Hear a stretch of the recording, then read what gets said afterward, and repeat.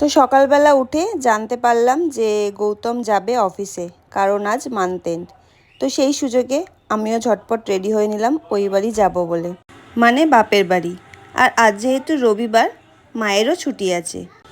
তো এসে শুনলাম মা সব আমার পছন্দের রান্না করেছে, তাই আর দেরি না করে ছেলেকে ঝটপট খাইয়ে নিজেও বসে গেছিলাম খেতে।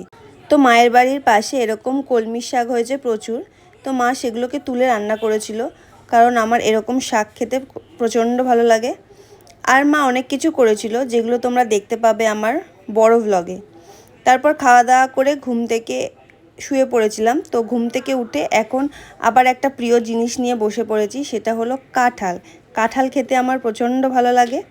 তো তারপর মা বানিয়ে দিয়েছিল ছেলেকে টিফিন, আর সাথে আমাকে চা। তো ছেলেকে টিফিন খাওয়াতে খাওয়াতে আমিও খেয়ে নিলাম চা।